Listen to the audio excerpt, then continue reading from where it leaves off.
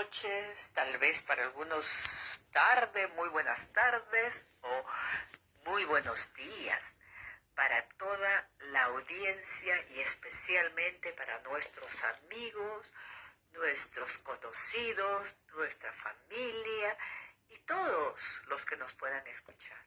Hoy vamos a tratar un tema muy importante, sí. Sabemos que en esta semana todo el mundo, bueno, en todo el mundo, en algunos países no, ¿verdad? Pero mayormente en todo el mundo se está recordando, se está celebrando una semana, sí, una semana, algunos la llaman la Semana Santa, hay algunos que lo llaman Ista, y bueno, pero nos preguntamos, ¿no?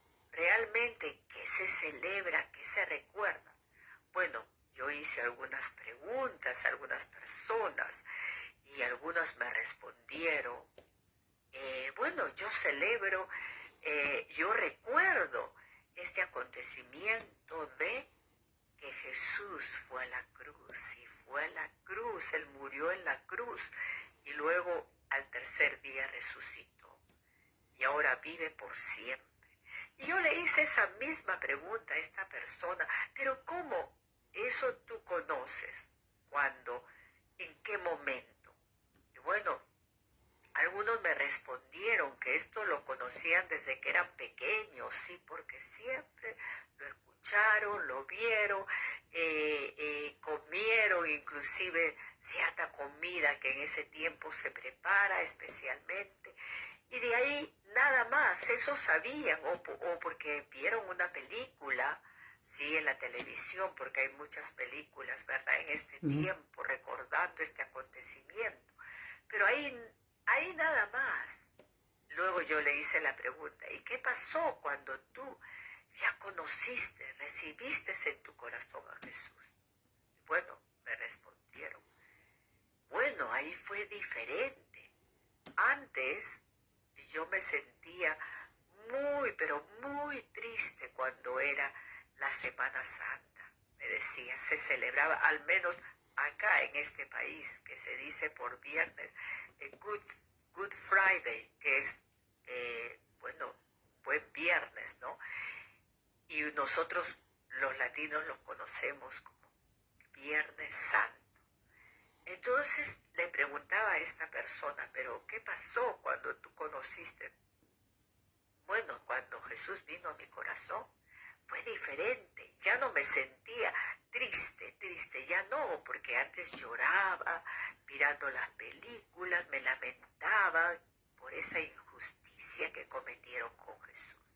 Pero ahora me doy cuenta que eso fue necesario, que tuvo que pasar para darnos la salvación. Pero hoy yo te voy a preguntar, ¿y cuál es tu respuesta? ¿Cuál es la tuya?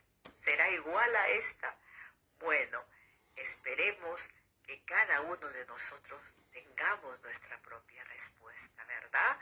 Nuestra propia respuesta personal, profunda, realmente una respuesta convincente. Y bueno, viene la otra pregunta que yo le hice a esta persona.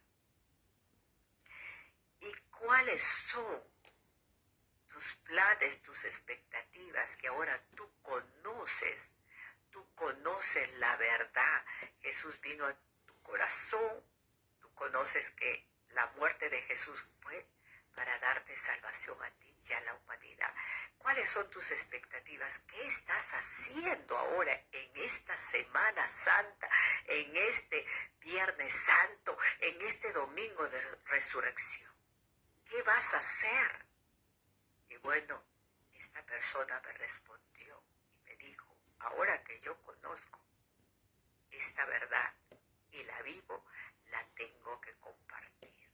Y yo creo que fue una respuesta bastante buena, ¿verdad? Me dice esta persona, la voy a compartir, la estoy compartiendo y donde quiera que vaya, voy a hablar de ella. Amén. Bueno, ahora sí, vamos a tratar este tema muy importante, a recordar este acontecimiento grande. Así que atentos, atentos todos.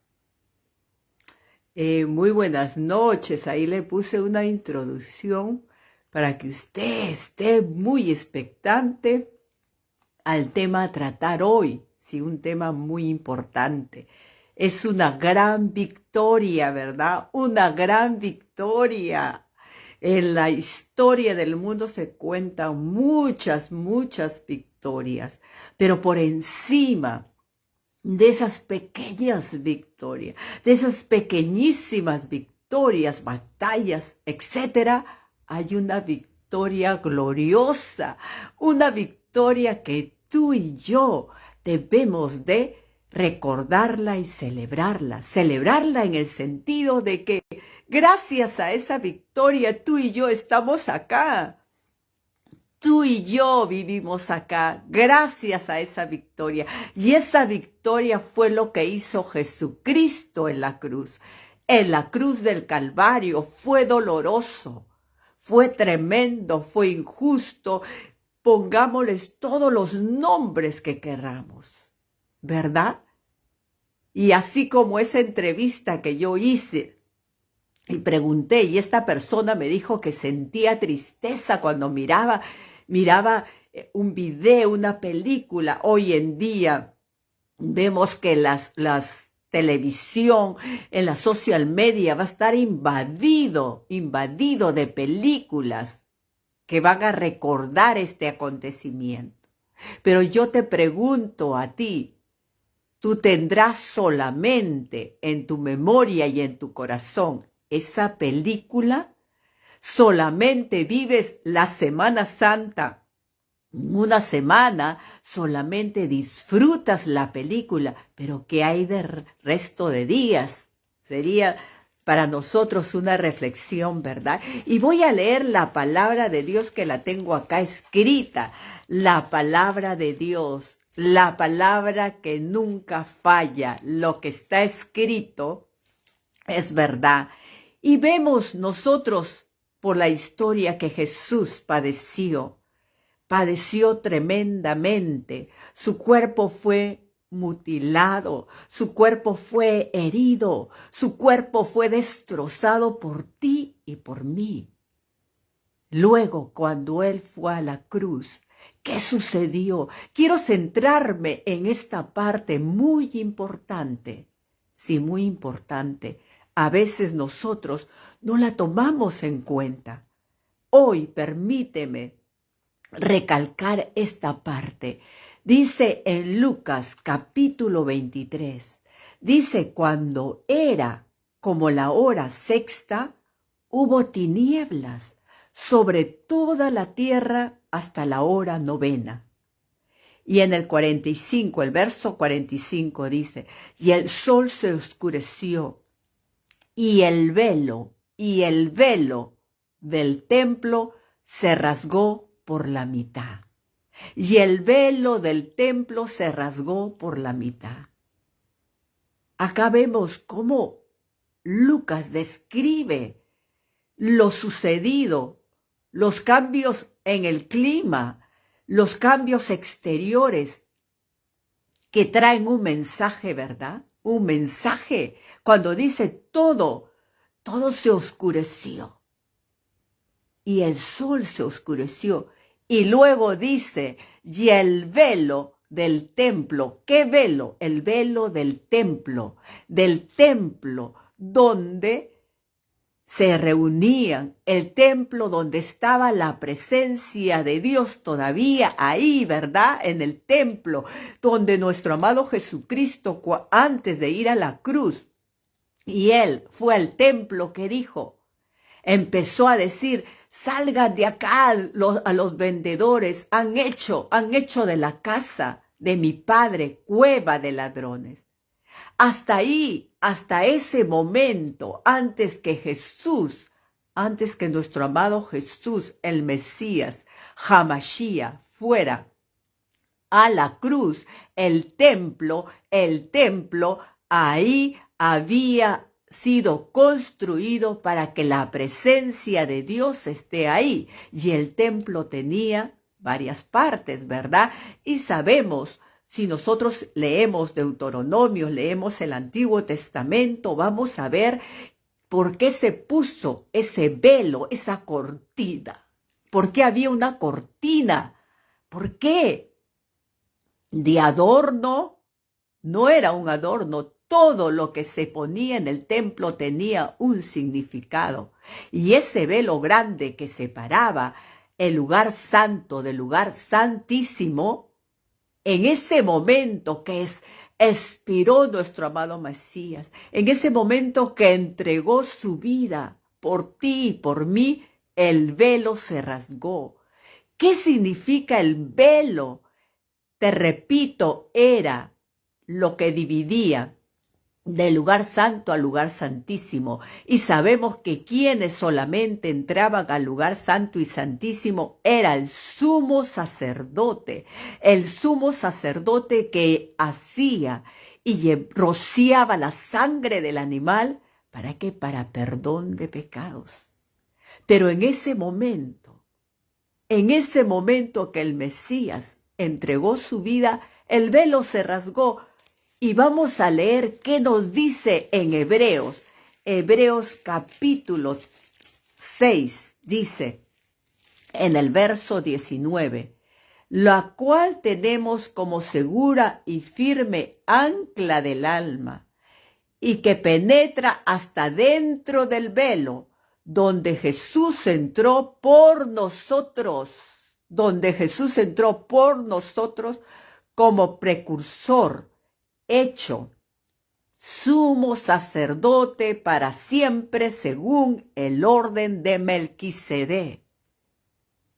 Nuestro amado Mesías entró, traspasó al entregar su vida, al cumplir el sacrificio que antes lo hacía a través de un animal. Rociaba la sangre del animal. Hoy, en ese momento, el velo se estaba rasgando. ¿Por qué? Porque ya no iba a impedir nada, que entren al lugar santísimo, a la presencia de Dios, solo a través de Jesucristo. Ya no era necesario el sacerdote, el sumo sacerdote, ya no.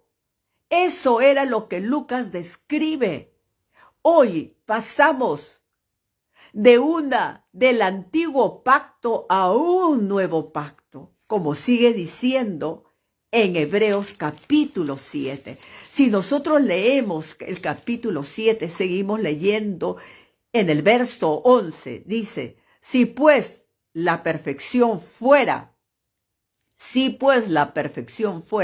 por el sacerdocio levítico, porque bajo él recibió el pueblo la ley, que si la perfección, si el perdón de pecados, si realmente fuéramos perdonados, purificados por el sacerdocio levítico, según el orden, ¿verdad?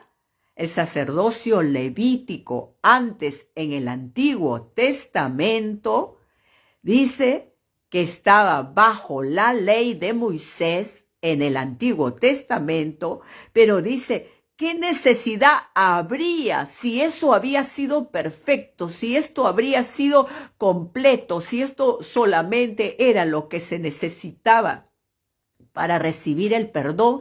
Ya no necesitamos un nuevo pacto, ya no necesitamos que Jesús muriera en la cruz y que el velo se rasgara y que sucediera todo, ¿verdad? ¿Verdad que lo estamos entendiendo?